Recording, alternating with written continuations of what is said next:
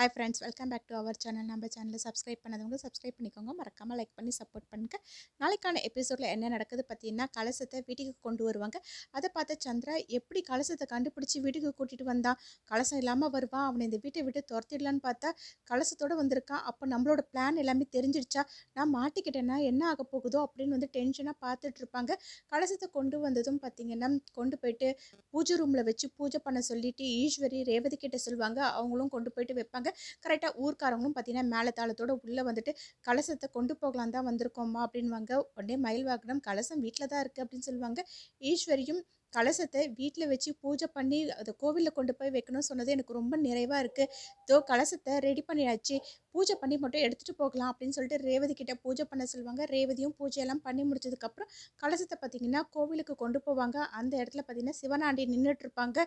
நீ எப்படியோ கலசம் இல்லாமல் வருவ, நீ அசிங்கப்படுறது இந்த ஊர் முன்னாடி அதை நான் பார்க்கணும், அதுக்காக தான் வெயிட் பண்ணுறேன்ற மாதிரி பார்த்துட்டு இருப்பாங்க. வெடிச்சு அந்த புகையிலேருந்து பார்த்தீங்கன்னா ரேவதி ஈஸ்வரி ஃபேமிலி எல்லாருமே வந்துட்டு இருப்பாங்க. அதை பார்த்த உடனே எப்படி கலசம் வந்திருக்கோம் ஒன்றும் புரியவே இல்லையே, ஷாக்கிங்காக பார்த்துட்டு இருப்பாங்க.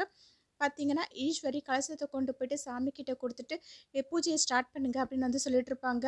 பார்த்தீங்கன்னா சிவனாண்டி அப்படியே ஷாக்காக பார்க்குறத பார்த்த உடனே, என்ன சிவனாண்டி ஒன்றும் புரியவே இல்லையா, கலசம் எப்படி வந்துடுச்சு, அதுவும் பொம்பளைங்க கிட்ட கலசத்தை கொடுக்கவே கூடாது, ஆம்பளைங்க தான் இது எல்லாமே பண்ணணும், பொம்பளைங்கள்லாம் வேஸ்ட்டு, அவங்க வீட்லேயே இருந்து வீட்டு வேலை செஞ்சு ஹோட்டல் வச்சு அது மூலயமா வந்துட்டு வேலை பார்க்கணுன்னுலாம் வந்து சொல்லிட்டு இருந்தல, பாத்தியா இப்போ கலசத்தை நாங்கள் எப்படி கொண்டு வந்து வச்சுருக்கோம் பாத்தியா அப்படிலாம் சொல்லிட்டு இருப்பாங்க.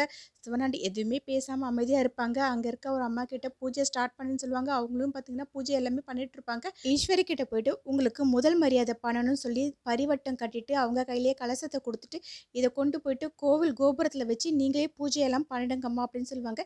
ஈஸ்வரியும் பார்த்தீங்கன்னா அந்த கோபுரத்தை கொண்டு போய் வச்சு பூஜையெல்லாம் பண்ணிட்டு இருப்பாங்க. ரொம்பவே சந்தோஷமாக எல்லாமே பண்ணிட்டு இருக்கும்போது பார்த்தீங்கன்னா கருடனும் வானத்தை சுற்றி வட்டம் போட்டுட்டு இருப்பாங்க. அதை பார்த்து எல்லாருமே ரொம்ப சந்தோஷப்பட்டுட்டு இருப்பாங்க. ஈஸ்வரி பூஜை எல்லாமே முடிச்சுட்டு கீழே இறங்கி வந்துட்டு எனக்கு மனசுக்கு ரொம்ப நிறைவாக இருக்குது, அதுவும் என் கையால் கலசத்தை வச்சது ரொம்ப சந்தோஷமாக இருக்குது, அதுவும் இல்லாமல் இந்த உலகத்திலேயே பெண்களுக்கான ஒரு கோவிலாக இருந்தால் அது இது மட்டும்தான், அதுவும் இல்லாமல் நான் ஒரு விஷயம் பண்ண போகிறேன், இந்த கோவில் பராமரிக்கிறது ஃபுல்லாக பெண்கள் தான், அதுக்கு தேவையான எல்லா ஏற்பாடும் பெண்கள் மட்டும்தான் பண்ணணும் அப்படின்னு சொல்லிட்டு இருப்பாங்க. அதை கேட்ட உடனே சிவனாண்டி பற்றினா செம்ம டென்ஷனாக பார்த்துட்டு இருப்பாங்க. அப்போது ஈஸ்வரி வந்து சொல்லிட்டு இருப்பாங்க, இன்னைக்கு இந்த கோவிலில் கும்பாபிஷேகம் நல்லபடியாக நடந்து முடிஞ்சது, அது எனக்கு சந்தோஷம், அதோட என் பொண்ணோட கல்யாணமும் நடக்க போகுது, அதை முன்னிட்டு நான் ஒரு சில விஷயம்லாம் சொல்ல போகிறேன், அது எல்லாருக்குமே ரொம்ப சந்தோஷமாகவும் இருக்கும், ஏன்னா நான் இந்த ஊரில் ஒரு ஃபேக்ட்ரி வந்து கட்ட போகிறேன், அது முழுக்க முழுக்க பெண்கள் தான் வேலை செய்யணும், பெண்கள் அதில் சம்பாதிச்சு அவங்க கையாலேயே அவங்க முன்னுக்கு வரணும், அதை தான் நான் பண்ண போகிறேன்னுவாங்க.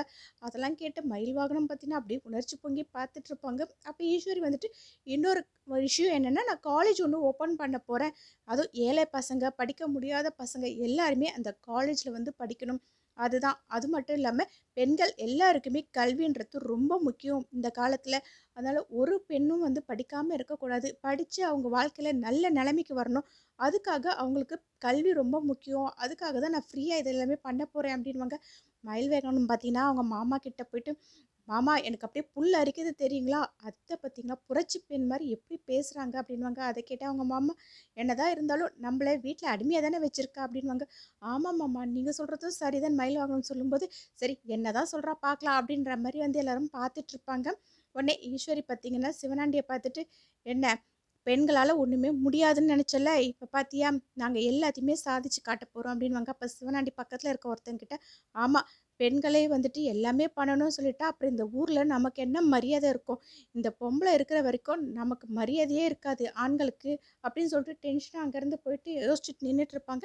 அந்த இடத்துக்கு சந்திரகலா போவாங்க. சிவனாண்டி சந்திராவை பார்த்துட்டு அந்த கலசம் எப்படி வந்தது அப்படின்னு வந்து கேட்பாங்க. அதுக்கு சந்திரா எனக்கும் ஒன்றும் புரியவே இல்லைங்க, அதை தான் நான் யோசிச்சுட்டு இருக்கேன் அப்படின்வாங்க. அதை கேட்டே சிவனாண்டி வந்துட்டு, எப்படியாச்சும் அந்த கலசம் வராமல் இருக்கும், அது மூலிமா நம்ம சாமுண்டீஸ்வரியை இந்த ஊர் முன்னாடி அசிங்கப்படுத்தி அந்த டிரைவர் மேலேயும் பழி போட்டு வீட்டை விட்டு அனுப்பிடலான்னு பார்த்தா எதுவுமே நடக்கவே இல்லை, நான் வந்து அவளை அசிங்கப்படுத்தலான்னு பார்த்தா அவள் வந்து என்ன அசிங்கப்படுத்திட்டு இருக்கா, என்னால் தாங்கவே முடியல அப்படின்னு வந்து சொல்லிட்டு இருப்பாங்க. அதுவும் இல்லாமல் திரும்ப திரும்ப அவகிட்ட நான் அசிங்கப்பட்டுட்டே இருக்கேன், இந்த கல்யாணத்தில் நான் ஏதாச்சும் ஒன்று பண்ண தான் போகிறேன், அவளை நான் சும்மாவே விட மாட்டேன் அப்படின்வாங்க. அதை கேட்டு சந்திராவும், ஆமாங்க எனக்கும் வந்து ஒன்றும் புரியவே இல்லை.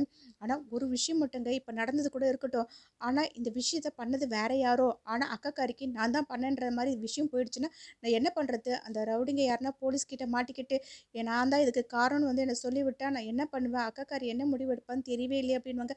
அதை கேட்டு சிவனாண்டியே வந்துட்டு ஆமால்ல அப்படின்னு வந்துட்டு அவரும் டென்ஷன் ஆகிட்டு இருப்பாங்க. இப்படி இந்த எபிசோட் எண்ட் ஆகும். நெக்ஸ்ட் எபிசோடில் என்ன நடக்கு தெரிஞ்சுக்க நம்ம சேனல் லைக் பண்ணுங்கள், ஷேர் பண்ணுங்கள், மறக்காமல் சப்ஸ்கிரைப் பண்ணிக்கோங்க. தேங்க்யூ.